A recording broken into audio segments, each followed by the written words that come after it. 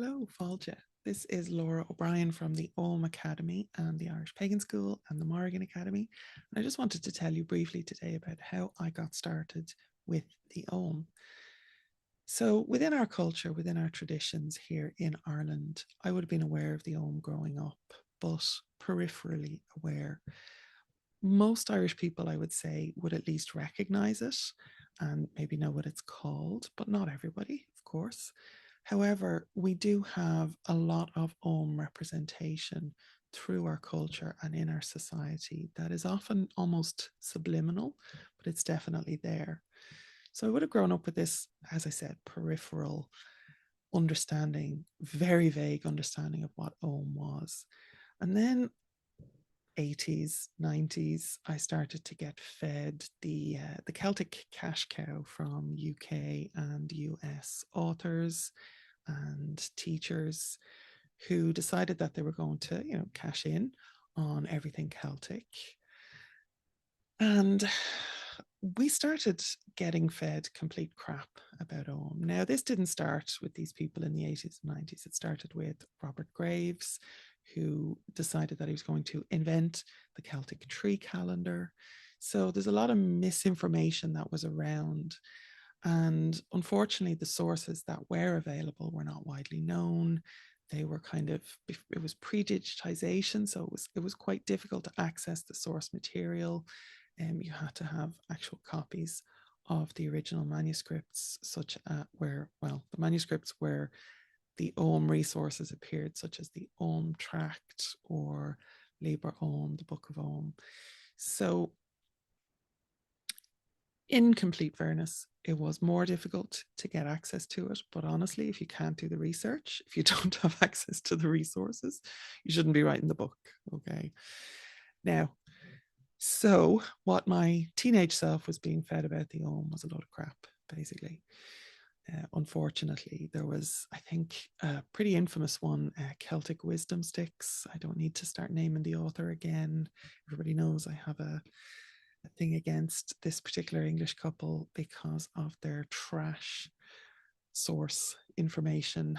So, anyway, the damage that they have done to Irish culture through this Celtic cash cow that they have decided that they're going to, weigh in on and are still making money off. So that's grand. Look, is what it is. But as a young Irish person, as a young spiritual Irish person, as a young person who was receiving ancestral messages, who was having experiences in the other world, I had nothing solid and nothing reliable. I was poor and penniless in a sea of nonsense, basically, that was being said about the Ogham.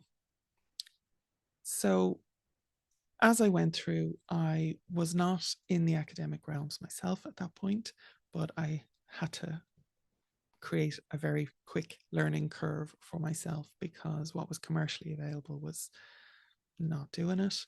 So part of it was re-educating or, taking down a lot of the crap that I had been taught or thought I was being taught and getting my feet under me with some solid information. So I started to try and do some more academic research. And somewhere along the way, I came across a copy of George Calder's translation. Now, what I'd like to do is actually, in the spirit of making sure that everybody has access to the same resources I had access to, what I'd really like to do is do a series on this channel where I read from George Calder's translations and make sure that people have voice access, have audio access, have visual access in whatever way suits them. So what I'll do is I'll put that on the screen and read it, and any commentary that is relevant or necessary will go in there. So if you're interested in that, please comment below and we'll see where that takes us in the near future. But at the time in the 90s, what was happening was A, we were getting access to the internet, and B, we had some Celtic Reconstructionists. Now, some of these were quite militant. These were mostly based in the States. Some of them I wouldn't piss on if they were on fire currently. But one name shines through from there, and that is Erin Rowan Lowry, who is very serious scholar, very studious, very respectful, very authentic in their approach to anything that I've ever seen them do, honestly. So they did publish a book, which I didn't have access to, but when I started getting on the internet, I started getting into some of the Yahoo groups. That's where we are. Some of the Yahoo groups, and started to get a little bit more access to some of the source materials. And that's around the same time that George Calder made his way into my library. So that was good. So as I was exploring it, I started to understand a little bit more about how, yes, there were tree associations, but there were also many, many other associations with the Ogham and whole lists of associations. And it wasn't just about trees, definitely. So that was a big revelation for me. Examining the different association lists, such as the Colour Ogham, or the Artistic Skills Ogham, or the Pig Ogham, which is an interesting one, the forts, all of these things. There were a lot more resources, and there was a lot more to the Ogham. But a lot of people at the time were interested in the Ogham as magic and the Ogham as divination, and still are, of course. So I made myself a set, and I started to read, and I started to develop my own divinatory meanings for the Ogham, which I have used. You can access those through, there's a class at the Irish Pagan School currently on Ogham divination, and in the Ogham Academy, I'll put a link below to a free PDF that you can download that has some of the very basics that will get you started. So that is the culmination of many, many years, like two and a half decades now, of me working with the Ogham. So I would have started in the early 2000s to actively work with the Ogham, to do readings for people, to give Ogham guidance, to do divinations for myself, and again for other people, both professionally and personally.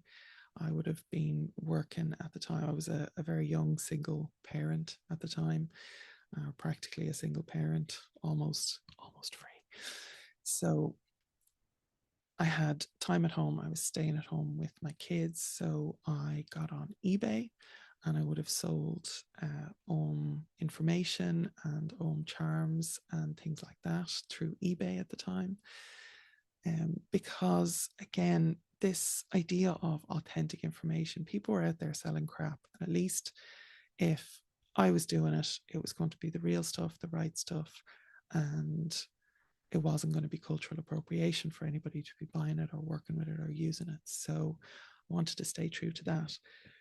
But through all that, I had a very, very strong interest in the place of Ogham in our history. And the more I read about it, the more I started to develop a theory, that, or a hypothesis perhaps, that the Ogham had had quite an influential place in the development of Irish identity. So we're skipping ahead now quite a lot over those 20 years, and we come to the start of the Irish Pagan School in 2017 and the start of the Ogham Academy in 2019. And the reason that I started the Ogham Academy was because I had decided that I was going to go back to college and get myself a master's. So the topic for my master's was that hypothesis, was what I wanted to explore. And it ended up being the place of Ogham in the development of Irish identity in the 18th and 19th century in the Leinster region, which was the hub of a lot of the revolutionary activity was happening. So I explored all of that. I did a lot of research. You have to do primary research for a thesis, obviously a history thesis, and I did it. And the conclusion to that thesis is that the Ogham had and still has a very strong place in Irish society and Irish culture. And honestly, it's only getting stronger. And I like to think that maybe, I've had some small part to play in that, but at least there are resources that are available for people now that are authentic both to the academic side of things and the actual medieval manuscript tradition, the archaeology of the Ogham, and there's some amazing work being done by Nora White in the Ogham in 3D project, and by David Stifter in from a linguistic point of view. And of course, then, you had Damien McManus as well, who was probably the classic Ogham guy, Ogham academic, who wrote the book A Guide to Ogham and really explored a lot of the carvings that we had from the monumental tradition, which predated the manuscript tradition in the medieval times and into the 17th century even.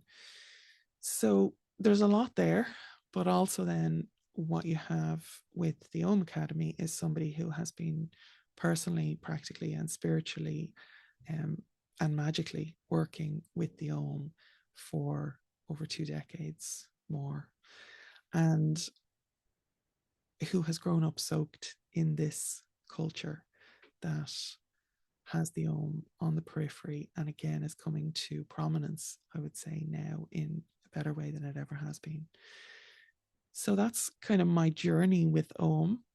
If you're interested, again, there's a link below to the Ogham Academy where you can explore the blog, get on the mailing list, all of that.